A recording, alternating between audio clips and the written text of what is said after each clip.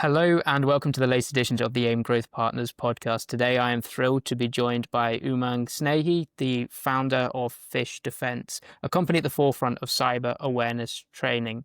Umang, welcome to the show. Thank you. Thank you so much for inviting me on this show. My pleasure. And let's start with a bit of a background on yourself. I think it's always important to provide that context. Provide a bit of a background to yourself before setting up the business and, the inspiration behind setting up Phish Defense. Right.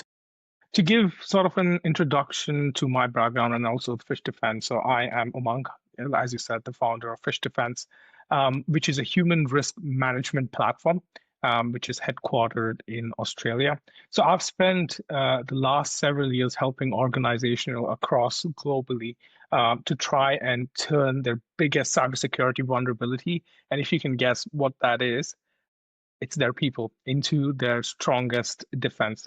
So at Phish Defense, we are not just like any other sort of awareness platform. We build employee awareness at the front, and we have simulation-driven security programs, right? So that appear, that they kind of prepare employees to spot real-world attacks. So not just the traditional email that we have seen, but social engineering attacks, which involve the combination of WhatsApp, SMS, or using LinkedIn, et cetera, et cetera.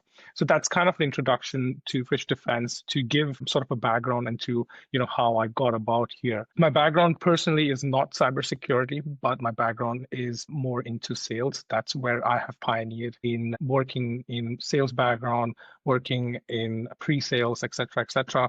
I always wanted to start a business of my own, and the idea of Phish Defense came from a group of advisors that I was in connect with, and they were across cybersecurity in Malaysia, Australia, Singapore, and Indonesia. So I wanted to have kind of a broad view of what type of products are there in the market and what can we sort of replicate and innovate in. So that my biggest priority was we want to do something that's innovative, that's not in the market, and we want to make it as affordable as possible for the people. Right? So that's where the human risk management really came into the picture, where we sort of saw that what's in the market is just focusing on one channel of simulation, which is email phishing. And that's outdated at this point, right? We have AI, we have deepfake, we have so many different channels of simulation that hackers are using.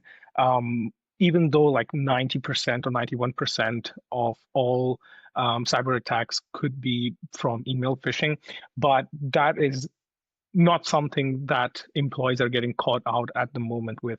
They are getting caught out with social engineering attacks, which is a combination of, for example, WhatsApp and email phishing. So that's where the idea of Phish Defense came through, where we wanted to have security awareness training, which is basically cybersecurity best practices across all industries. So any company which has hired employees who will be using, for example, computer, their phone, or any technology, they need to be trained in cybersecurity awareness. I want to actually ask you this question, but have you, when you were in school or university, did you ever come across any course or any units which told you about the best cybersecurity hygiene that you should be following, whether it be at your company or in your personal life?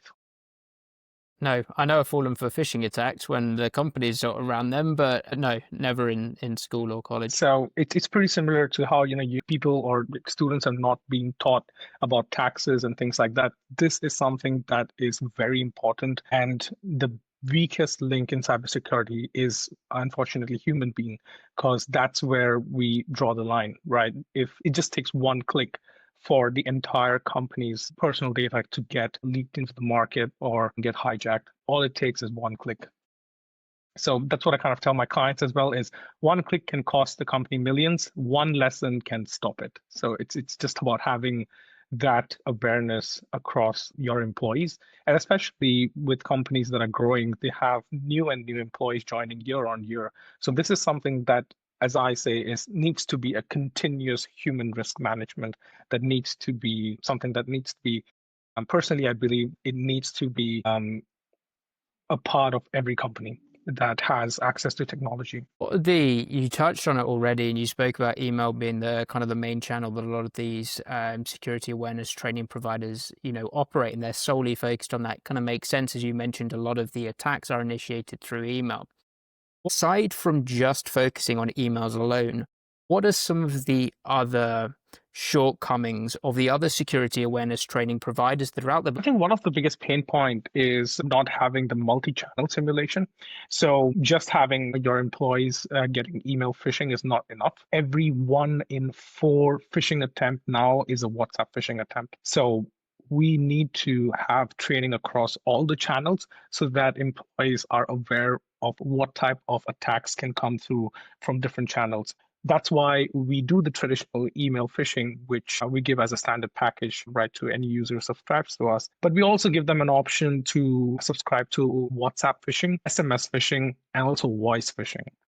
Now, something to note about email phishing and why it's predominantly taking over a lot is because 91% of cyber attacks start with a phishing email, right? And due to the rise of AI in the last few years, AI written phishing emails are now bypassing traditional spam filters by almost 50% more effectively. Right. So you have these kind of hackers doing this in a bulk, and that's why you have all those emails going through the traditional means now.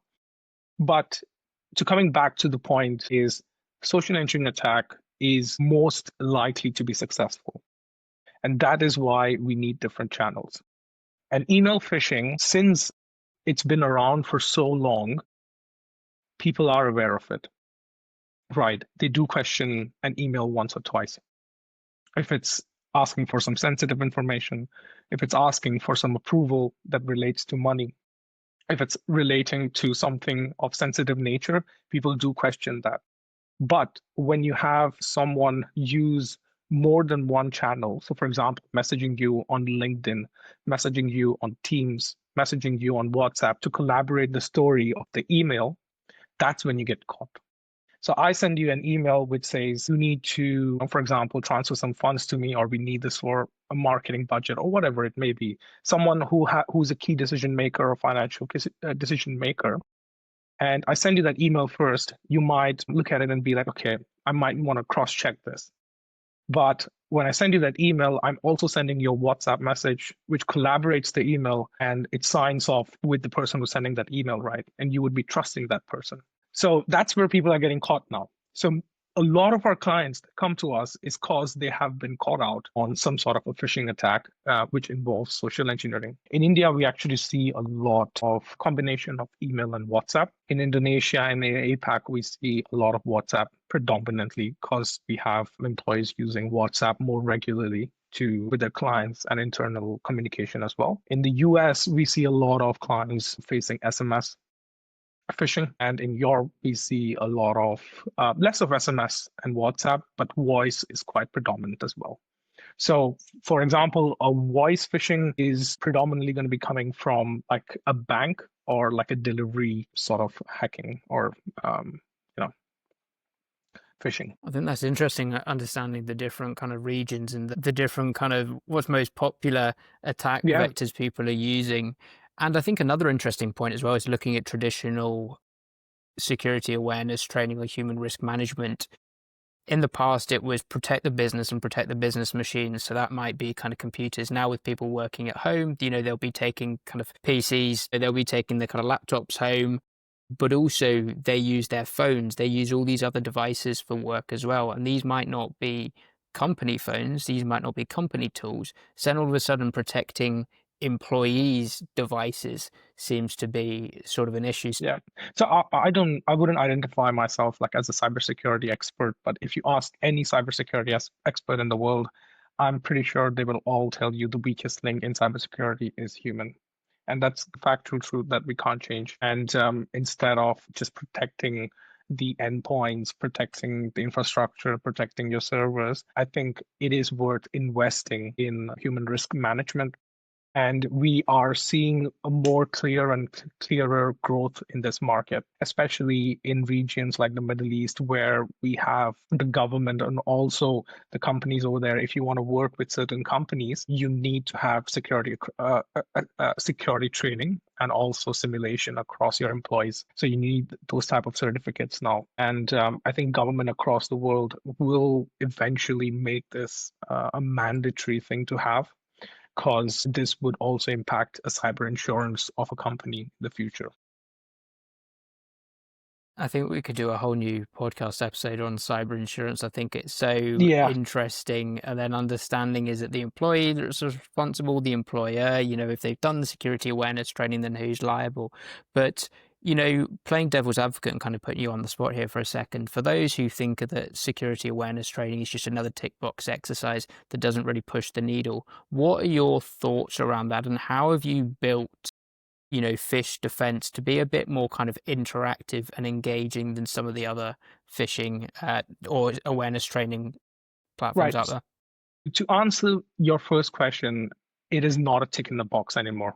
I don't believe this. And the reason being is I see the sales that is happening in the company. I ask the reason as to why my clients are buying the product. And the one reason which always stands out is they face a lot of phishing attacks. They are receiving a lot of phishing attacks, and they have been phished. Um, I do not think it's a tick in the box anymore, unless, yeah, I really don't see a scenario where it's a tick in the box anymore. Number two, to kind of make it interactive for the users, etc. Of course, we have made the platform very user friendly. It involves games, it involves certification, it involves, looking at peers, trying to have that gamification of the platform, trying to make the videos and the training topics not very bland and very technical, but also making it quite interesting and short. I understand because I have been through, so I've worked in companies before where I have used competitor products and done those trainings. And the one thing that always stands out is I don't want to sit behind the training of 15 to 20-minute long video where the purpose of the video can be explained in less than a minute. Right. So if I'm trying to tell you how to be more secure on a WhatsApp scam, I do not need to go into a history of what, when WhatsApp was created and what are the flaws of WhatsApp, et cetera, et cetera. All I need to tell you is go to your settings and change your personal information. And you can change a lot of settings in WhatsApp so that you will never get a message from an unknown number. Right. So those kind of things. One other thing that I always wanted in my training is I don't want it just for employees. So it's relevant to them when they're working, but I wanted trainings that go across and collaborate also into their personal life. So for example, having a training, I think this you might relate to this, is do you know how you can set up your router to make it more secure? Yeah, so I do. we have a 2-minute video which would give you simple directions of what you can do to make your internet at home more secure and prevent any leaks ever. So things like that, I want to add onto the platform, and which I've added so employees can appreciate it not just at work but also at home and in their personal life. Mm, mm. And I guess, that makes a load of sense, and it's nice to hear that kind of businesses are taking this seriously. From an employee perspective, I know years gone by when I was working on kind of recruiting in cybersecurity, I think we did dozens of podcasts talking about, humans being the weakest link. Yeah, And it was that sort of $1 million question of how do we solve this problem? And, a lot of CISOs were grappling with, well, we've got the security awareness training, but we'll do a phishing, we'll do an awareness training, but then we'll run a simulation, and then, 90% of the business still falls for it. So it's like we're teaching people, it's not an awareness or an education problem. And that was before people were really talking as much about kind of AI and how much more sophisticated it is with this barrage of emails we can get, and well-timed, well-placed emails when we're most stressed, when we've got deadlines, and when you've got key projects coming up that maybe in a good state of mind we'd be a little bit more rigorous, but when we're tired, when we're rushed, when we're panicked, we're going to be drop our guard a little bit. For businesses, appreciate the risk and understand they need to do something about it. From an employee standpoint, then, what I guess, feedback have you had from businesses or directly from employees about the platform you've created? Because I think for a lot of people, security awareness training, if not a tick box for the business, it certainly is for employees. It's extra work we've got to do and it's something we've got to fill out and it's 20 questions or 20 minutes of my time Yeah. traditionally. How has your platform been received and how are you kind of overcoming that kind of Yeah. reluctance or hesitation? So we've pretty much simplified the entire process, the user journey to say. So not all the employees, so no employees actually get access to the platform. They only get access to the learning management system. And there's only one admin to the platform who would be, for example, a cybersecurity professional at the company, or it would be my team that would be managing it for the company. So we made it very easy for that one person to deploy campaigns, to monitor campaigns, to deploy simulations, email, SMS, WhatsApp, everything just under one platform. And that person can manage every single thing. And we have made it in a way that we have elements of AI that is kind of helping the user as well to go through the campaigns and make it easier for them. And what generally happens at the end of the day is my team actually ends up customizing the entire campaigns for the client because not one shoe is going to fit every box, right? So what we end up doing is we kind of we add a layer of customization that we believe hackers are going to be adding. So that would be using intel from their employees or using intel from the current technologies that they are using, creating campaigns that are targeted towards those specific technologies or targeted towards certain employees in the company that we think are at risk, and we customize the entire thing. So from the message that is going through the template to the landing page. So if they do actually click on a link, it doesn't stop there. We want to see if they are entering credentials. That's where they get caught, right? So they might open up a link, but there could be a scenario where they do not actually enter credentials, which means that the user is 50% safe. But when we start catching people actually entering credentials, their own banking credentials, that's a big no-no and a high red alert. And it's quite surprising because when we do these demos and when we do these tests and campaigns, we always get one hit. And that always surprises me, is that if that particular company had a hacker actually done a campaign similar to that, there would have been at least one person who enters the company's credentials, and that gives them access to the entire infrastructure of the company. So So just go for ahead. clarity there, you said in terms of that critical red flag, they've actually entered the credentials now. We don't just stop and block it in the first instances. They might be clicking on a link and then kind of realize, probably shouldn't have done that. They're now asking for credentials. This is definitely dodgy. That's confirmed my suspicions. I shouldn't have done that. How does Phish Defense then provide that kind of just-in-time response or prevention from then entering those credentials? Right. So we actually, so if, for example, if that is a phishing scenario, we actually want to see if they are clicking on the link. If they're already clicking on the link, they have failed the test. To be honest, that is any link if they click on which is not verified by the company's infrastructure, then that link is going to be malicious, and they shouldn't be clicking on that link. So if they click on the link, they fail, and they get a training assigned to them automatically.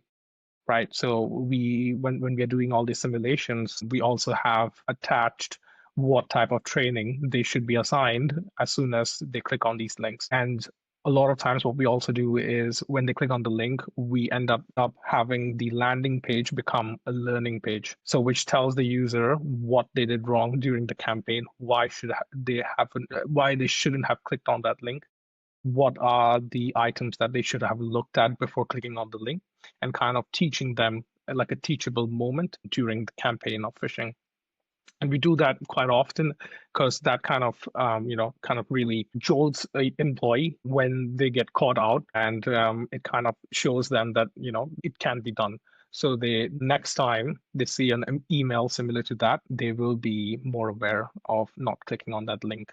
And we also have reporting function as well. So employees can report in emails that are coming in to tell the system that, look, this is an email, looks like a spam, could be a phishing. So it quarantines that email, and then the IT professional can look at it and see if they want to release that email or get it quarantined. Gotcha.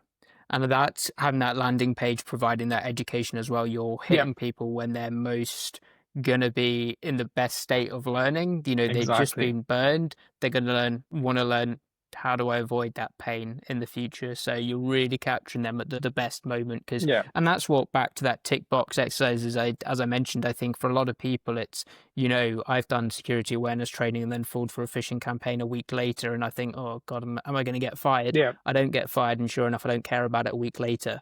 Do you know what I mean? So if I get another email come through, I might just fall for it again and again and again. Whereas if that same awareness training was provided directly after that first embarrassing moment when I'm getting an email from HR, maybe that would create a bit more of a lasting, like reinforced learning, yeah. So this is sort of very experience. immediate, very immediate. So as soon as they're making the mistake, we are telling them on the spot. They get assigned to training, so they already know that, okay, so look, I have done something naughty over here, and that's why I've been assigned to training for the exact thing that I have been caught out for. And the second thing is the teachable moment. But one very important thing is, so we have been in the business for so we started last year, January 2020. And I've just been kind of taking feedback from clients and also like looking at the statistics of the platform. So whoever has joined us a year back, because we completed a year and we have clients that are renewing now. And I look back at the stats and I get the feedback. And what I'm seeing is, and this might be a bit of a high number, but what I truly see is employees that are trained more than twice a year have 100% not going to fall for a social engineering attack.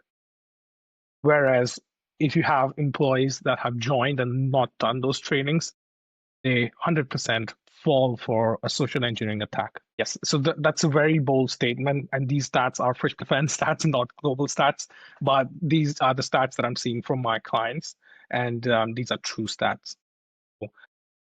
I think when we had our first client renewal, which was, I think, last week, that kind of gave us a proof of concept to tell us that, look, we are actually making a difference in this company. When I look at the campaign history, I can look at, okay, so the first quarter, out of 20 employees, 19 of the employees clicked on the phishing link.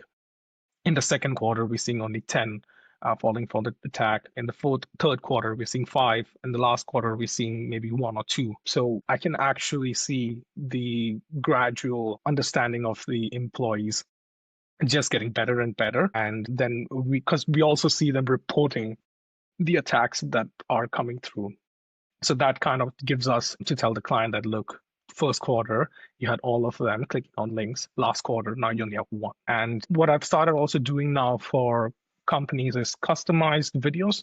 So, for example, they have policies or some sort of training videos that they want created for every new employee that joins the company. So once we have that created, all the HR needs to do is assign like 5 to 10 videos for every new employee that joins, who then is across cyber hygiene, but is also across their company's policies and any other training that the company needs. That's brilliant. So far from being just a tick box exercise, you're actually pushing the needle and you're providing the data to kind of corroborate that. So moving away from that anecdotal, now we've shifted people from unaware to aware, and, we predict these. You're actually providing data saying this is how we've impacted the business. And, if we're taking industry averages, the cost of a phishing or a ransomware attack is X. This is the amount of money hypothetically we have saved you, but this is backed on real data and trends we're noticing within your business. Let's turn attention to pricing. I think it's really interesting when I speak to people in cybersecurity. You have, I think, simplifying it, but you have like sort of 2 trains of thought. That you have the people that go after the whale hunters, going after the enterprises, which obviously adopt very different kind of pricing models. And then you have businesses who are really dedicated toward the SMB market. Price is obviously a much bigger factor. I know for you at Phish Defense, you've kept the product incredibly cheap. Talk to us a little bit about that. What are the businesses you're really targeting, and why have you kind of kept that price so low? Number one reason for keeping the price low is because of my agenda of really spreading the awareness of human risk management globally and as fast as I can possible. Number two, when we build the entirety of the product, what we had in our mind is we want to have this as cheap as possible for the companies to consume. Now, I understand that when our competitors are priced at maybe $15 or $20 a year per user or per employee, you have this niche market of small to medium businesses who are 10 employees, 5 employees, 25 employees, or 50 employees who do not have necessarily the budget to actually pay for that much for human risk management platform. They might want to use that money to actually secure their endpoints or their infrastructure first, right? Because they're just a growing company. So for them, it does not make sense. But what we have done is that we've made it. So I think we recently had a LinkedIn post where we were comparing the pricing of Phish Defense, which is less than the cost of an international SMS per month for one employee. So that kind of answers the question as to the cost of human risk management versus the cost of actually getting caught out by clicking on one link, where I think people can actually just search online what businesses are losing in phishing. I do not want to quote any numbers, but the numbers are very high. And those, I think I just want to remind everyone, is those numbers are actually the ones that are being reported. Not every business actually reports that they are getting hacked because they are having sensitive information of their clients, etc., reputation and everything. So just the ones that are actually getting reported, but they're very high. And the cost towards having your employees trained is very minimum. So I mean, we have our pricing already online on our websites. Maybe people can check that out. But it's the reason I've kept it very low also is because we have built the product, right? We're not really, all we're doing now is just innovating in terms of the technology, innovating in terms of the features, innovating in terms of the roadmap of how many more channels we want to add. So we only have WhatsApp, SMS, email, and voice. But in the back of my mind, I always think of what's going to be the next thing.